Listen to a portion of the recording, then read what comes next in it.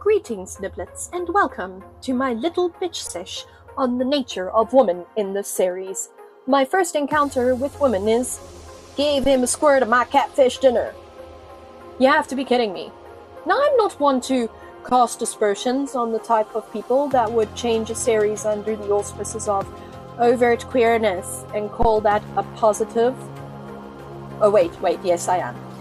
You went and took something that the author viewed as transcending gender and its constraints and norms and sexualities, and you made it overtly queer. Well, bully for you!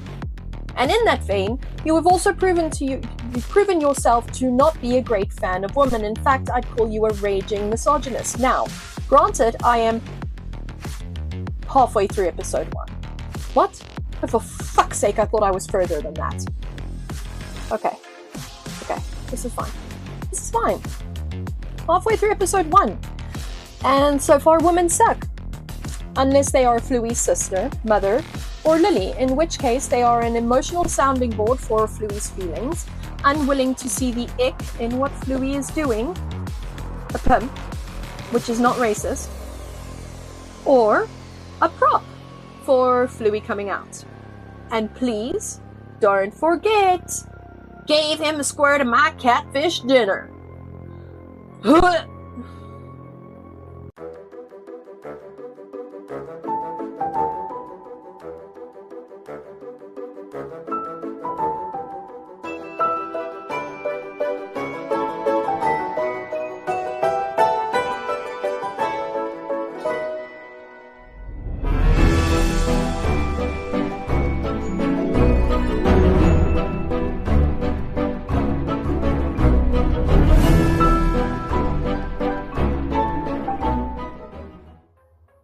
Again, my niblets, I want to discuss for a moment the question of sexuality in the Vampire Chronicles.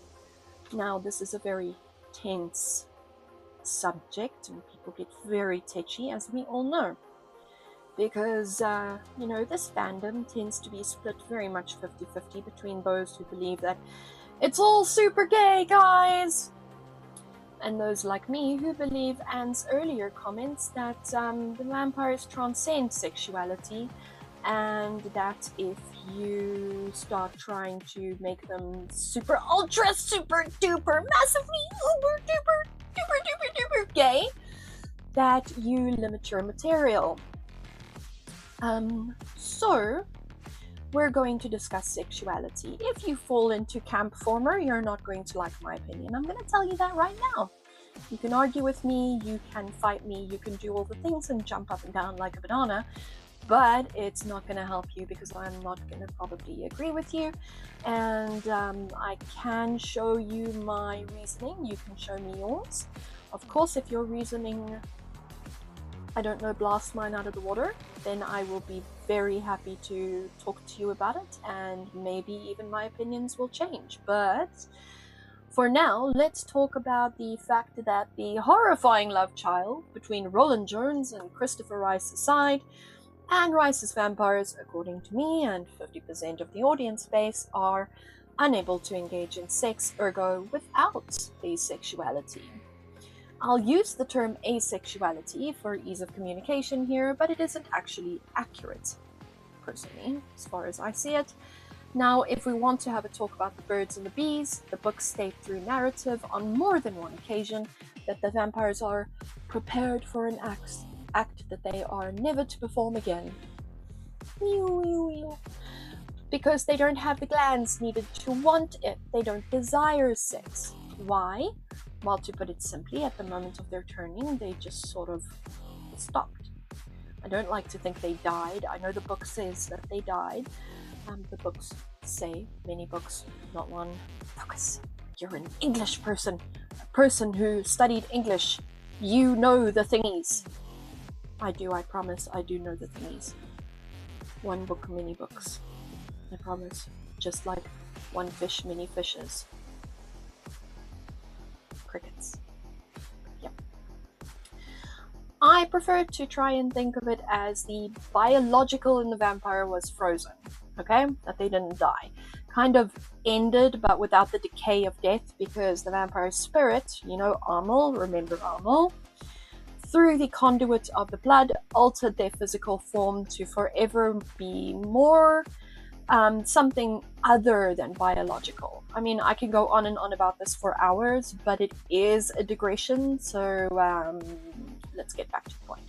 The fact is, they don't sex, which means sexuality is out. Okay, sexuality is attached to sex.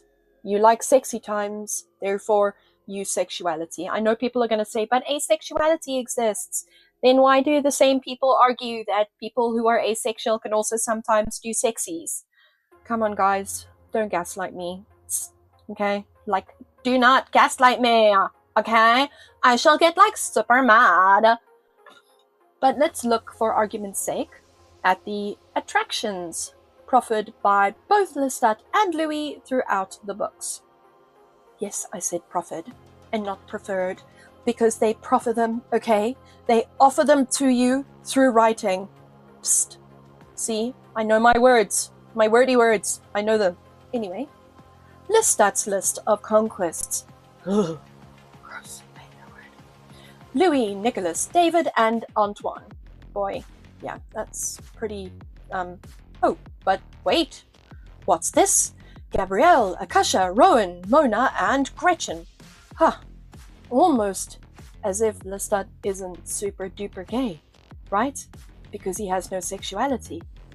And you'll find the same to be true of Louis. Now I know that a whole bunch of you are gonna come at me about Gabrielle, but I want you to tell me for one moment that Lestat was not madly in love with his mother. Go on. Go on. Tell me there was not some Oedipal things happening right there.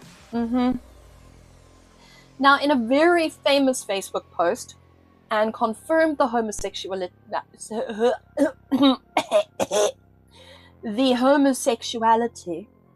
of these two characters with one another, after being demanded an answer of by her noisy page and her son, who we all know is out and proud. And good for him. I'm not saying there's anything wrong with that, okay? Please, nobody come jumping down my throat about this, alright? An incredibly public betrayal of her trust, though, I might say, okay? But who am I? Just someone who loves the books as much, maybe more, than the noiseballs who shriek when anyone disagrees with their fan fiction. Yeah, you heard me. Come at me, bitches. I mean, I love you guys. I love you. Don't shout at me. I might crumble and cry. Don't yell at me. Look, all I'm saying is, if somebody is constantly, well, not constantly, well, yes, actually constantly pushed in a direction, especially if they are a public figure and they have recently rediscovered the love of a fandom through something like the internet, which Anne, I would say, was one of the more prolific authors on the internet. She was very in tune with her fans as well, and she discussed a lot of things with them. And a lot of her fans, a lot of them identify into sexualities that are not heterosexual, which means that she is often spoken to about how her characters could have been of those sexualities as well. And with Christopher coming out and asking her that so publicly, I feel like that was unfair, man. That was a betrayal of her trust, in my opinion. But again, who am I? I'm just some guy, okay? Or some girl. What the fuck ever, okay? Whatever. Anyway, Anne also once said in a Playboy interview, I rarely see vampires as transcending gender. If you make them absolutely straight or absolutely gay, you limit the material. They can be either one. Boom! Vindicated. Anne's legacy has become just another victim of bloated, moralistic, messaging superseding art. I'm appalled that those she loved would allow such a betrayal. Hey guys, I just want to say if you like this video, please think about giving me a subscribe to my channel. As you can see, I'm just starting out. If you didn't like it, then by all means, please give me a shout out in the comments. Let me know how you feel, let me know why you feel that way, but please keep it civil, otherwise, you know. And consider giving this video a like if that is how you feel. Also, please consider sharing with whoever you might share it along with. At the moment, we are currently only on the Instagram circuit because I am the only person in charge of this channel. So there are a few challenges, but I'm working my way up, and I will chat to you again soon. Tatty bye, niblets!